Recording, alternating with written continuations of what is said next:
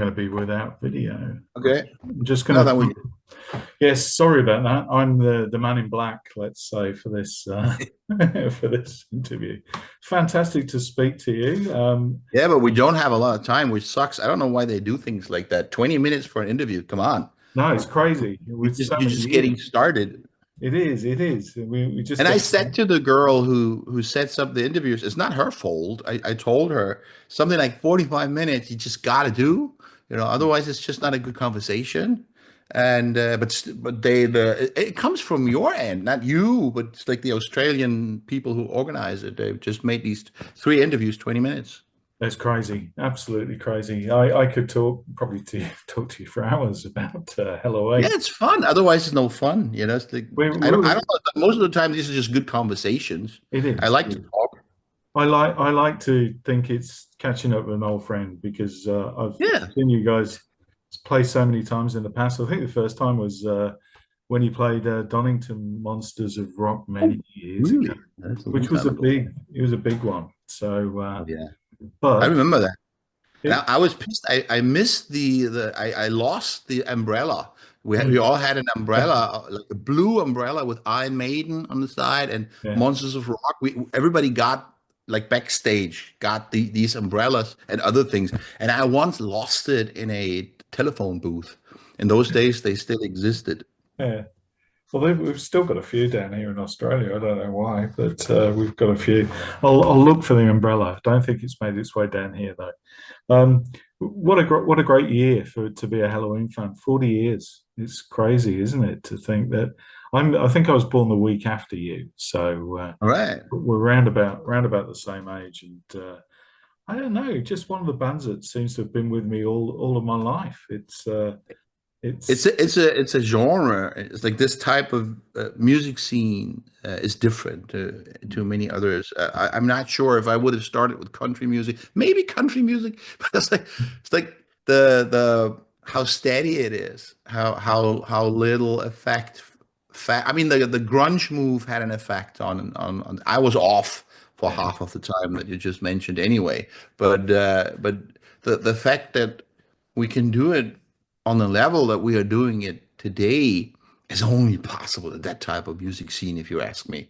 yeah, Somehow, when you got your audiences, and this makes us very lucky because the whole music culture, especially in Europe, has become very difficult for starting musicians. And it's very hard to establish a career and have a musician life because there's many things that used to be there don't exist anymore. You don't even have this. I don't know how it is in Australia, but in Europe, you don't have these TV shows anymore like we used to have. We used to have MTV, mm, and if someone showed up in any country in Europe and had a great song, you would know. It, yeah, it would have been played on MTV, and they would have the exposure. And if you did something great and people if you did something good, people would be able to see it and react to it. And today you have lots of sub music scenes, like they're very separate from each other, and one scene doesn't know what the other one does. You can have bands playing 30,000 small arenas, yeah. and we don't even know them. No, that's They right. have It's this is weird. It's it's like crazy.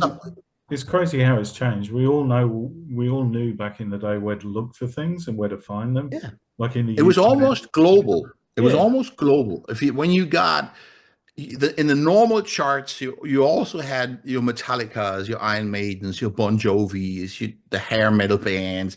It was one big global music culture somehow, mm, and now it's a completely different world. And this is what makes it great for us that we don't start our careers now, mm. our career now, because it would have been extremely difficult to have started when we did. We have a whole bunch of people of our generation who are structured differently. The young ones have a different attitude.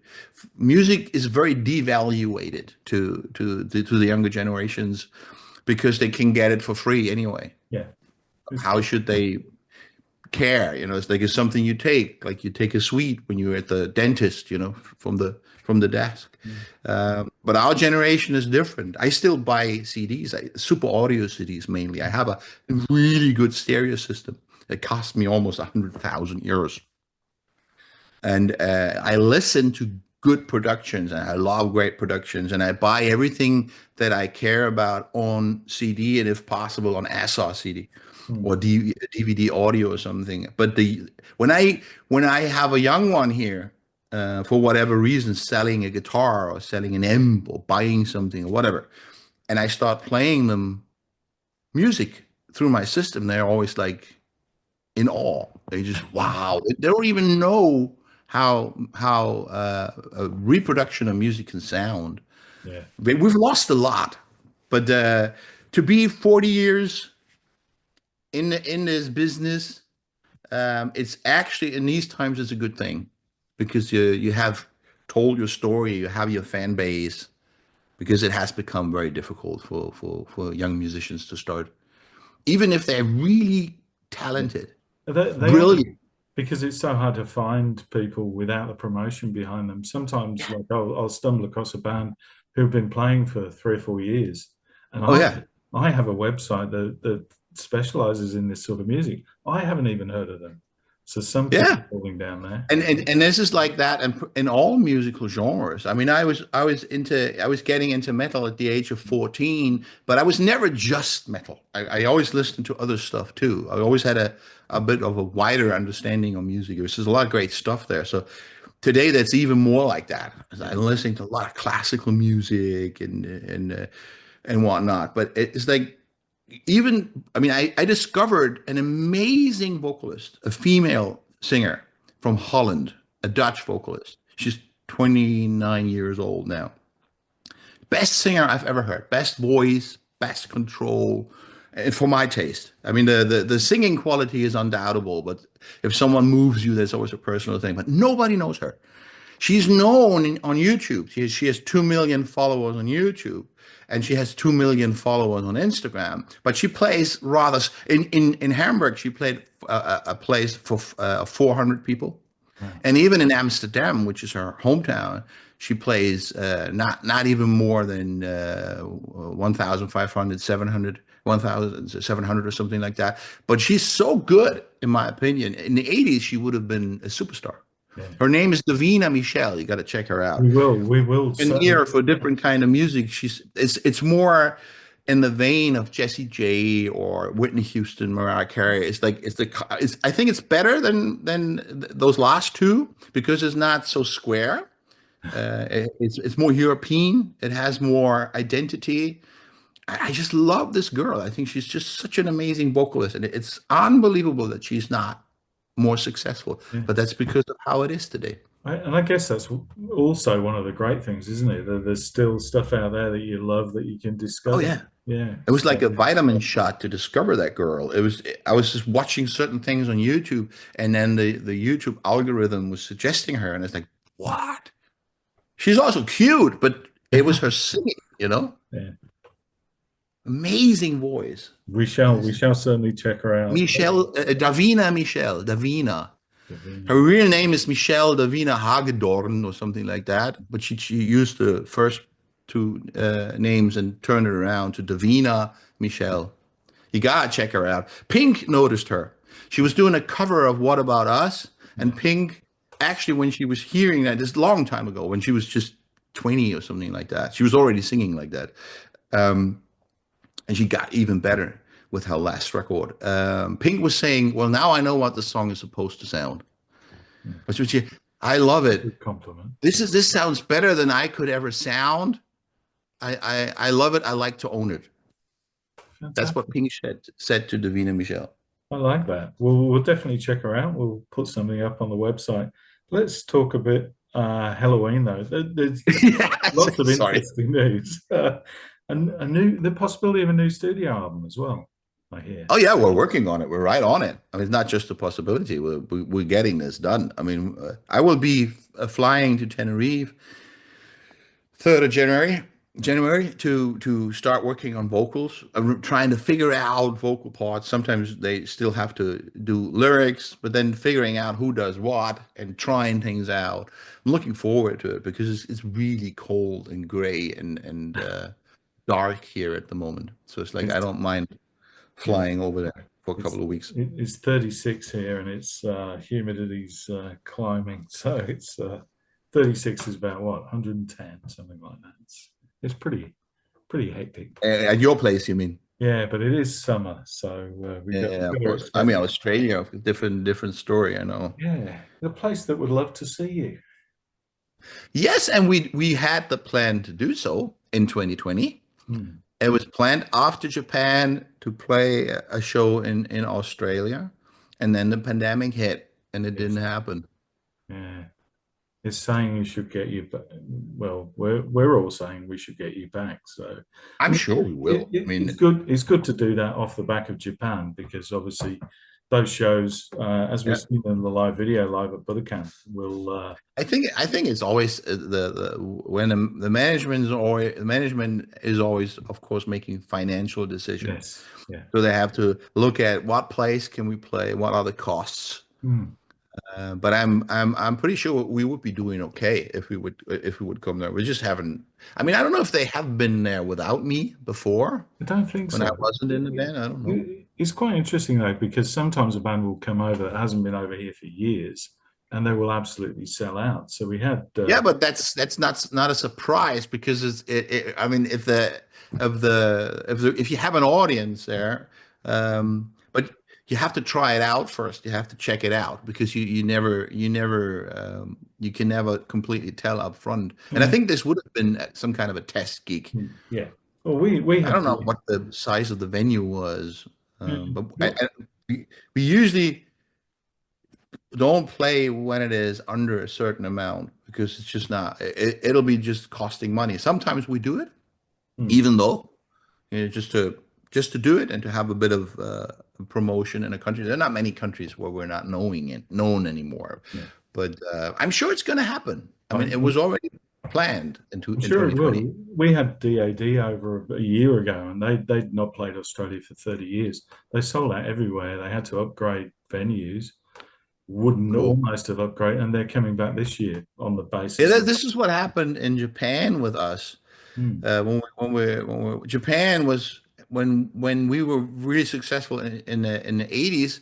It was a different Japan. Japan was really musically oriented to the West, and yeah, it was easy to be successful in Japan to a certain extent. But then they turned very nationalistic in terms of their music, hmm, and for a long time there was not much happening in Japan for European or American, like Western kind of music. And so we went there the first time with the Pumpkins United thing.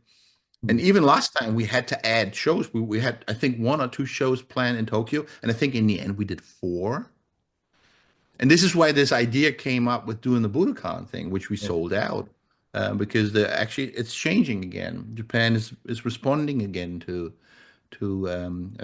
European bands like us. It is, and And we didn't know that either before. We had to add gigs, like you just mentioned with the other bands. yeah, and it's not too far from us as well. So if Yep. we can't make it over to Australia, then we can I go. think that's why they placed it there. It Yeah, was placed after Japan. yeah. We can go and experience Japan. I love going over there for a few I days love at a Japan too. time. Japan is It's a great amazing. place. So Yep. the live album's out December the 13th down here. I presume that's also rest of the world. I think so. Give us an overview. It sounds like it was a fantastic show. Oh yeah. I haven't watched the DVD. I haven't got any opinion about the CD or DVD or Blu-ray. I haven't watched it, but I remember the gig. It had a very different atmosphere. It was great. It was that I think that's because the plays mean something to the Japanese. Yeah.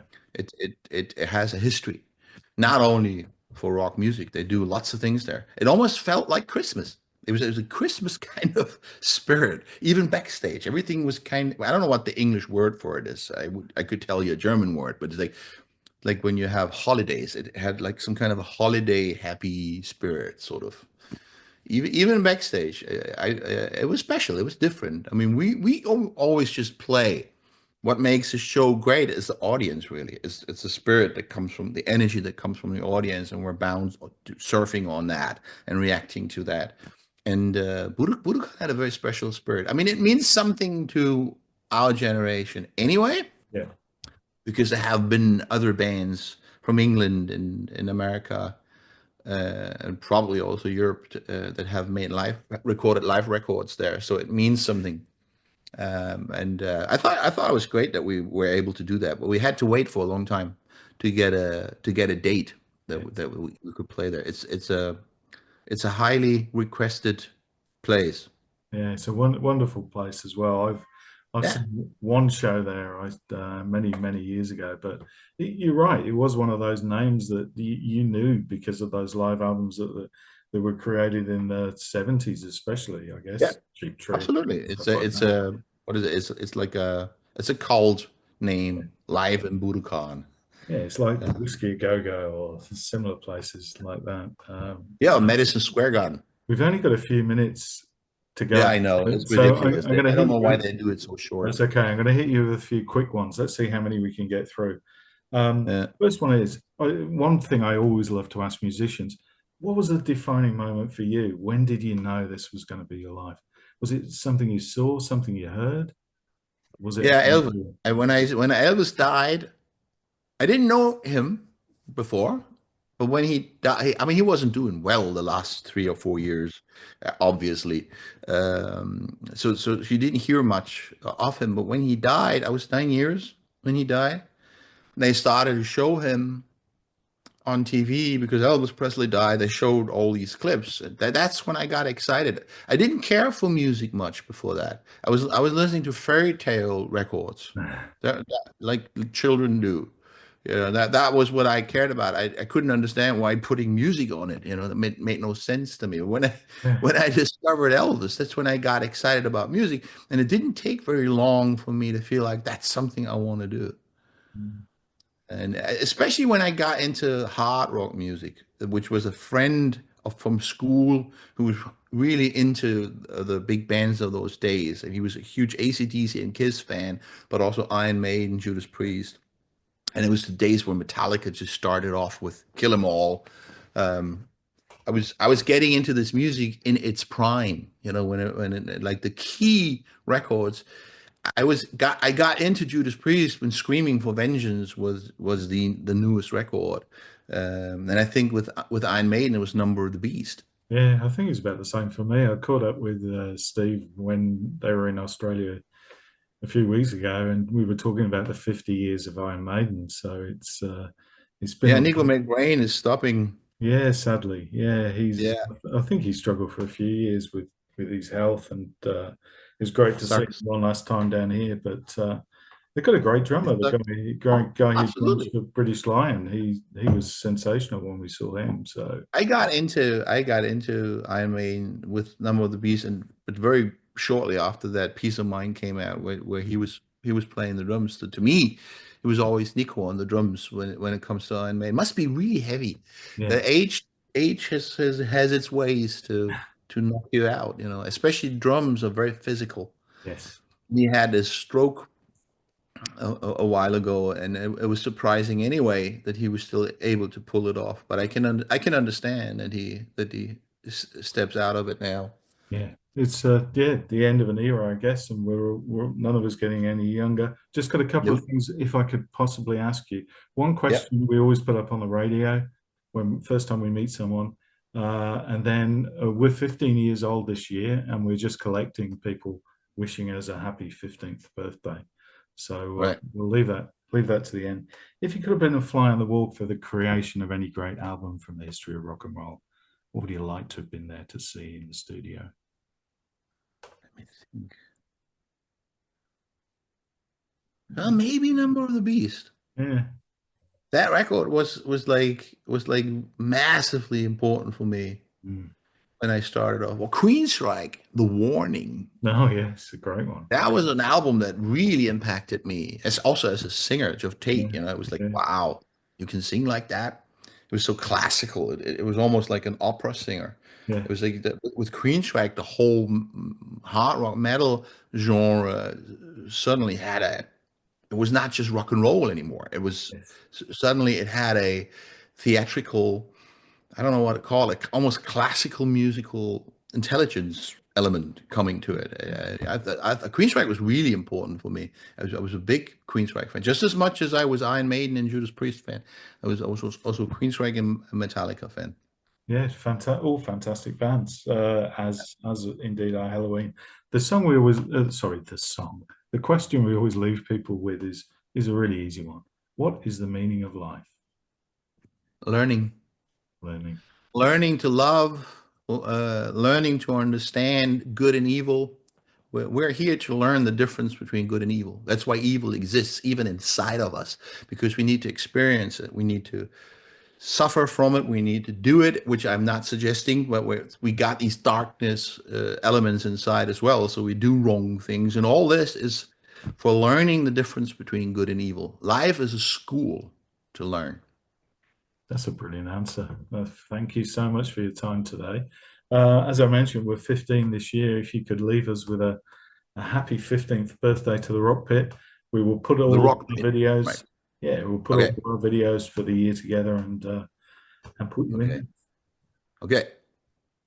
Hi, everybody. This is Michael KISKE from Helloween, and I'd like to congratulate the Rock Pit for 15 years of existence. Thank you so much, Michael. It's been a pleasure to speak to you. Next time it will be longer. Yeah, I hope so. I always say I want at least 45 minutes Yeah, because you're just getting warmed up. I need to actually go because the other ones are yeah. waiting, but 20 minutes is not enough. Not our fault. It came from the arranging the interviews people from Australia, really. Take care, my friend. Safe trip wherever you're going and enjoy Tenerife. Yeah, thank you. You too. Have a good one. Thanks, my friend. I'll get the camera fixed for next time. All right. Take care. Bye. Bye.